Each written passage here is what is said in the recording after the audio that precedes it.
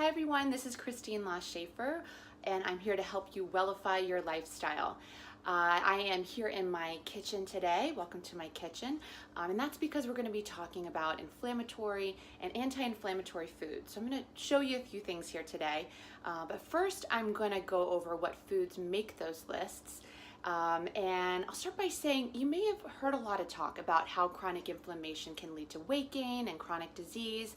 But did you also know that it can really impact your mood as well? So how we feel, our emotional state. In fact, studies have linked chronic inflammation to depression. So the foods that you eat may really be putting a significant damper on your mood without you even realizing it. So what are some of these pro-inflammatory foods? These are the foods that are causing us that chronic inflammation because we oftentimes eat them on a regular basis. So the foods that make that list include sugar, artificial sweeteners, artificial additives like artificial coloring, vegetable oils, fried foods, refined flour, dairy, and dairy not for everybody, but especially if you have an intolerance, and also because most milk today comes from cows that are fed grain and antibiotics and injected with growth hormones to increase milk production. So our cows are becoming inflamed and then they're passing it on to us in our milk products. So to avoid that, if you still really love dairy and you don't have an intolerance, try goat cheese or sheep cheese. So that's a little side note on dairy. Also on this list, grain-fed meats, processed meats, trans fatty foods, and of course alcohol. So we can counteract inflammation with some anti-inflammatory foods. So these are foods that are really helping us reduce the amount of inflammation that's in our bodies. So foods on that list are, of course, green leafy vegetables. We see them on all kinds of healthy lists, and of course you can add anti-inflammatory to the list of healthy benefits. Berries, fatty fish, most notably salmon, sardines, herring, mackerel, and anchovies. Some of those I know we don't eat too frequently, but great sources of omega-3s, which are anti-inflammatory. Broccoli, avocados, walnuts and almonds, green tea, although a lot of different teas really make that list. Rooibos is one of my favorite, which has a lot of great anti-inflammatory properties. Mushrooms, peppers, grapes, extra virgin olive oil, tomatoes due to that antioxidant lycopene, and yes, dark chocolate.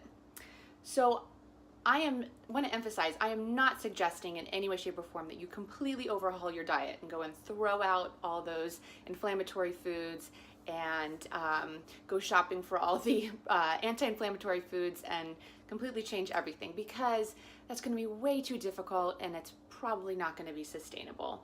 So instead, what you can do is maybe take a look at that inflammatory list and see if there's any foods on there that you could live with a little bit less. So try eating just a little bit less of them each week. Again, maybe just one or two of them, and then take a look at that anti-inflammatory list. Maybe you're eating only a little bit of green leafy vegetables now and you want to up it just a little bit, or you want to try adding walnuts or grapes to your diet, just a little bit each week. It's those small little steps that are going to make the big difference. And then once you've mastered it, once you've gone a few weeks and you've maintained, you can start upping how much you eat that food, or maybe try adding some more. So that's really the way to make long-term sustainable change. So now I'm going to show you how I incorporate the anti-inflammatory foods into my diet. And yes, I'm actually going to hit every single one of them.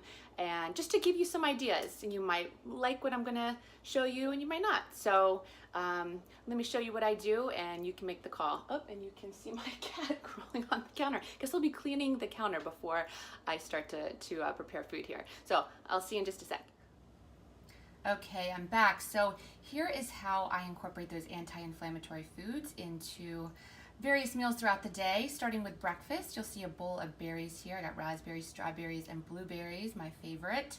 And I usually will sprinkle some walnuts or almonds on top and have that as a side to my breakfast.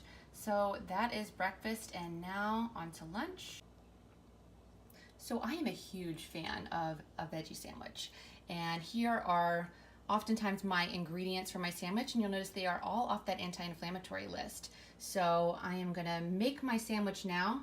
out of what you see here, and tell me if you think it looks good. And here is the finished product. I haven't cut it or put together quite yet, but I wanted you to be able to see all the ingredients, and hopefully you think it looks as good as I do. You'll notice that I did add some goat cheese, which I didn't show you before. There's goat cheese actually has some basil in it.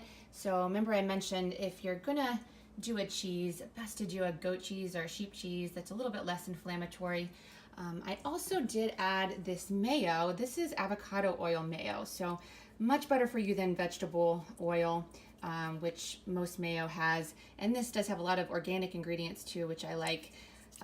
It is a little bit on the pricier side, but again, if you are looking for that less inflammatory option, it is a good one. And then if you want to add maybe some red grapes, you can check off another item on that anti-inflammatory food list. So I'm going to go eat this right now, but I will be back in a little bit to tell you about dinner.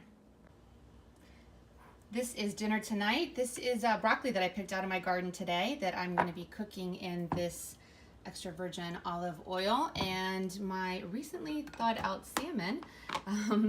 So I'm also going to be cooking in the olive oil. So that's actually 3 more items off of the list that I'll be taking care of tonight.